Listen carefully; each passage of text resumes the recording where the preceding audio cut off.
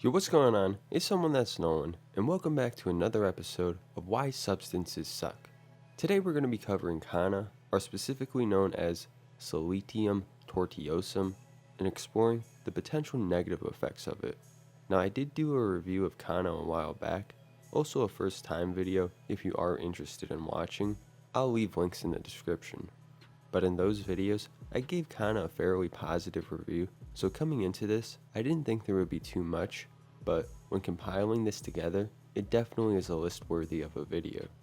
So here's a list of potentially undesirable aspects when it comes to taking Kanna. Snorting. Now to start this list off, we're talking about insufflation. Now if you've seen my last videos on Kanna, you know that I didn't really get a good feel for this route of administration. I had a shredded version at the time, and while I did get some effects when I tried it, they were mild and was mainly off-put by extreme discomfort. But a time after this, I started hearing more reports of the snorting method being similar to MDMA. Now I can tell you just from smoking it and all the other methods I tried, it's nowhere near having that quality. Plus, the thing with snorting this type of material, there's more of a likelihood of clogging up your nose or causing damage. But because of this information, I decided to acquire a 50x extract of Kanna.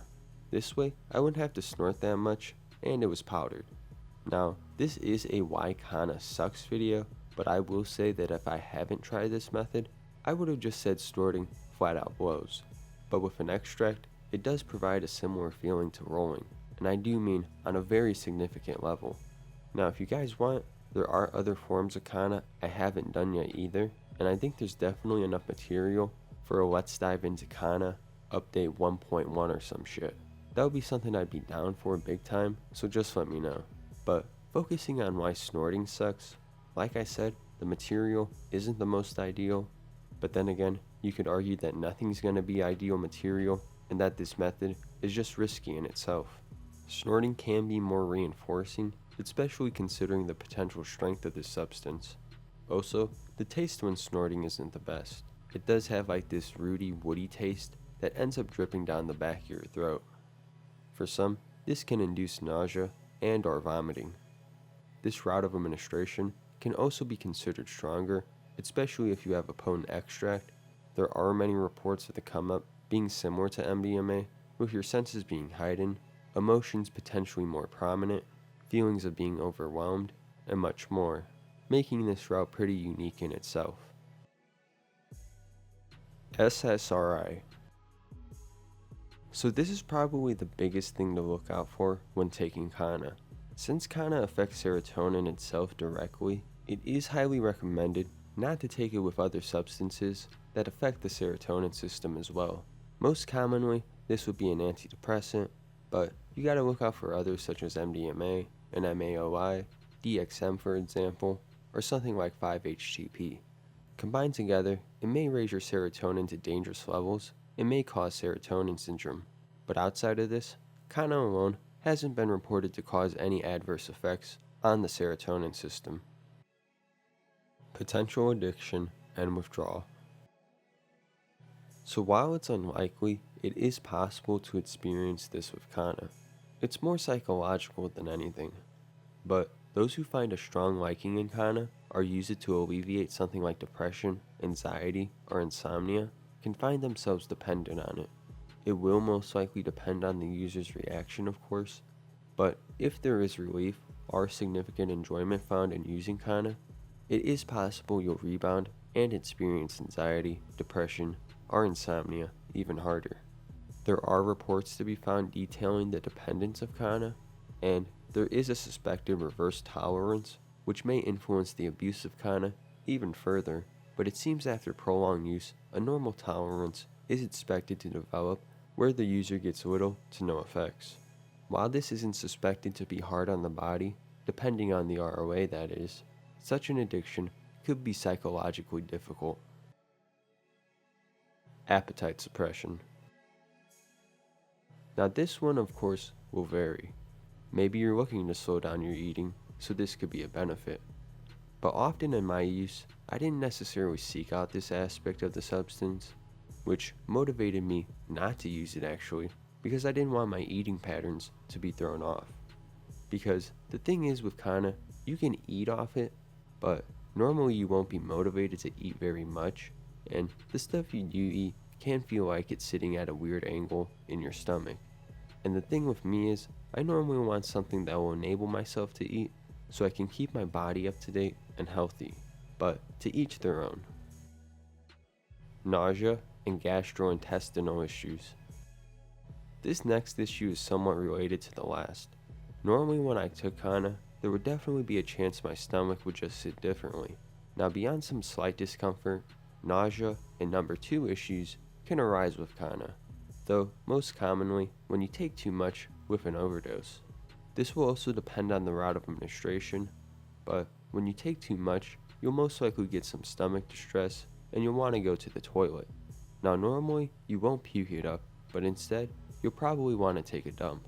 But let's say you had food beforehand and you had a strong dose. This could further influence nausea and vomiting. It may also be common with first timers, but usually after a couple doses, this will dissipate. Not that strong / the want for more. Which brings up the next point and explains why someone may overdose. It just isn't a super strong drug. Again, this is situational and really depends on what you're looking to get out of Kanna, but especially if you don't have a potent form of it, this can be very apparent. There is a sense of feeling high on Kanna, but it isn't something I would do alone for recreational value, especially if it isn't through insufflation. Other routes just simply wouldn't do it. The other routes, I would compare the sense of feeling high to some low quality weed for the most part. There are different feelings Kanna provide that differ from weed, but in terms of recreation, most of the time I would prefer to combine it with something for an enjoyable experience. With this, it's easy to see how some people may end up wanting and taking more. Headache. Now this effect varies. Some people may be more prone to experience a headache than others. Personally, the closest thing I got to a headache off Kanna was this slight ringing I felt around my head, and it would only happen when I would do a lot of it. It can differ depending on the user, but it normally isn't anything serious and probably only lasts as long as the peak stays. It may also be possible to experience headaches as a withdrawal effect, but this effect in general is more subjective and situational. Impaired coordination.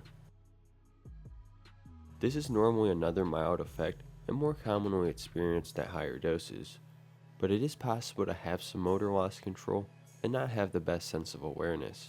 I feel like it can be compared slightly to the disorientation one can get on MDMA, where you're just not entirely aware of all your surroundings. But obviously if experienced, it's not a desirable effect. Taste. This one is subjective, but can apply to many people. I personally don't mind the taste of Kanna at all.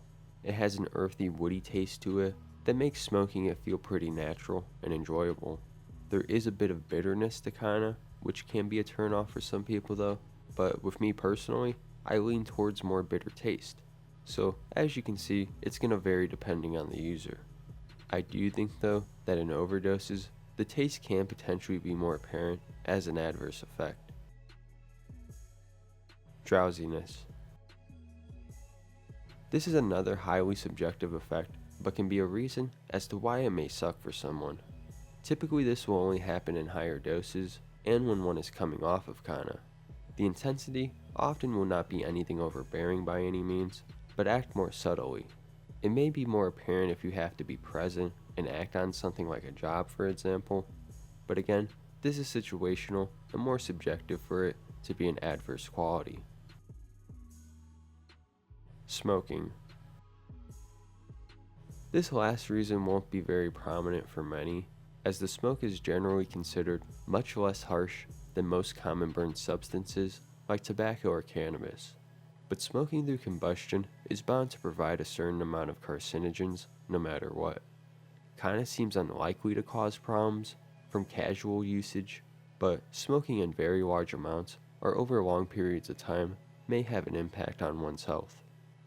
So that's the list for why Kanna sucks. Quite a variety can happen, but we can see that it's mostly going to be user dependent and dose dependent, and whether or not you've taken another substance, specifically one that affects serotonin. But if you guys think I missed anything in this video, let me know below. If you want to see more episodes of why substances suck, let me know and we can do that. If you liked the video, do me a favor and hit the like button, subscribe if you aren't subscribed, follow the socials. It's been someone that's someone, and I'll see you guys later. Peace out.